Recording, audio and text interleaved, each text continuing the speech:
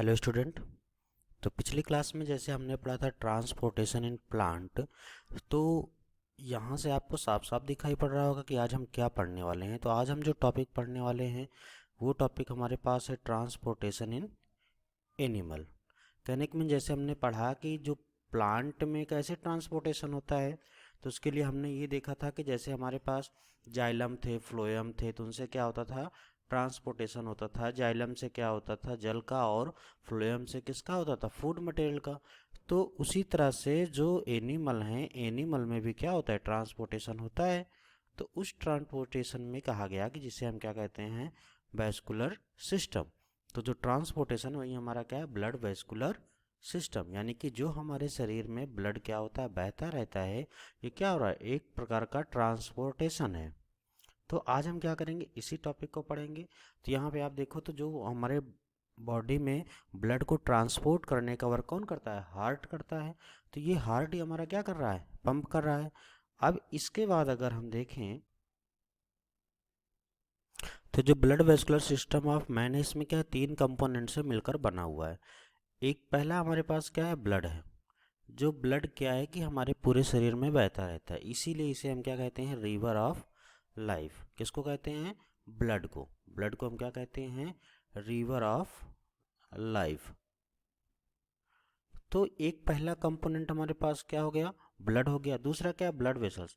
अगर आप यहाँ पे देख रहे हो तो जो रेड कलर के और नीले कलर की जो नलिकाएं दिखाई जा रही हैं यहाँ पे, ये जैसे रेड कलर में है, नीली कलर में है, तो ये हमारे पास क्या है, ब्लड वेसल्स हैं। इन्हीं ब्लड वेसल्स से ही क्या होता है, हमारा ब्लड बहता है। तीसरा क्या होता है, हार्ट्स, जो क्या करता है, ब्लड पंप करता है। यहाँ पे देखिए लिखा हुआ है हार्ट, यही क्या करता है, ब्लड को पंप करता है। तो जो वेस्कुलर सिस्टम है, इसमें हमारे कितने कंपोनेंट हुए, तीन कंपोनेंट हुए।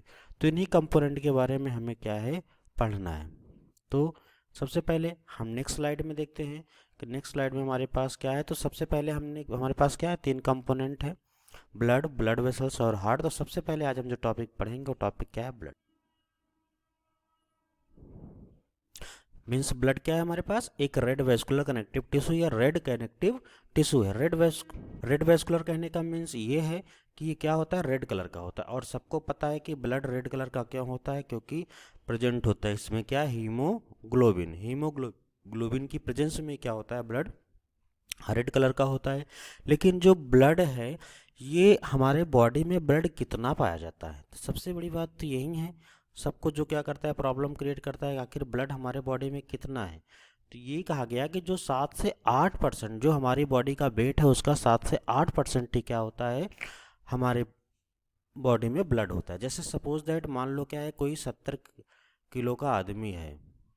अब जो अगर 70 किलो का आदमी है, तो इसका 70 का जो है 7% कितना होगा, 749। कहने का मीन्स क्या है, उसकी बॉडी में 5 लीटर के आसपास क्या होगा, ब्लड होगा।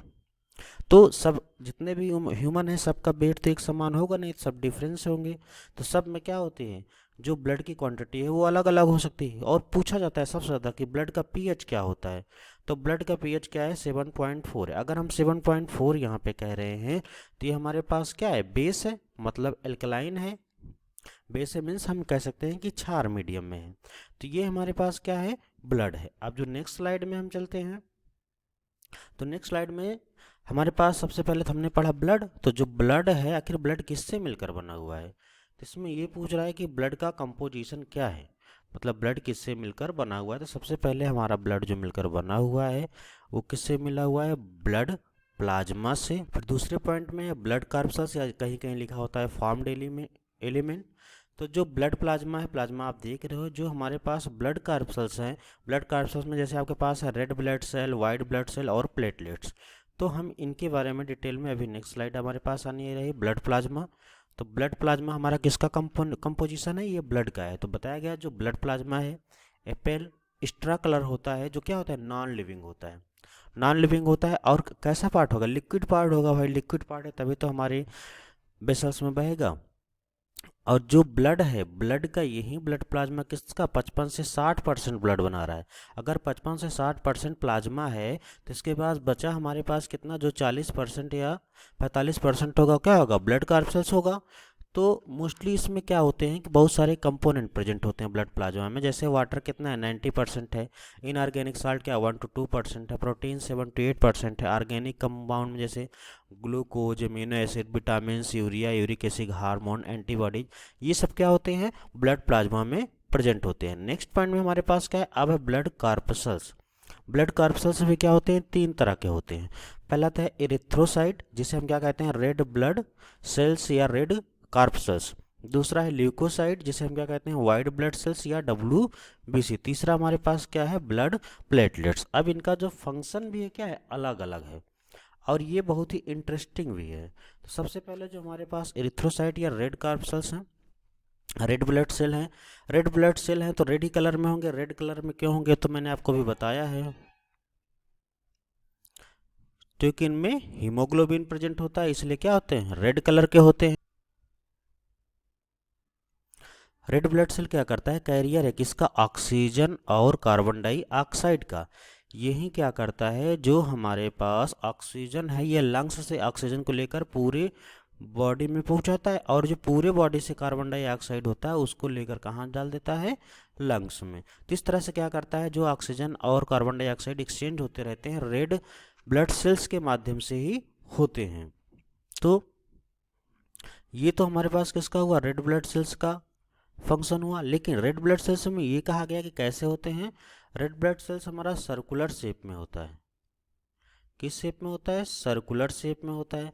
अब जब सर्कुलर शेप में है तो ये भी कहा गया किस में क्या होते हैं, न्यूक्लियस एब्सेंट होते हैं।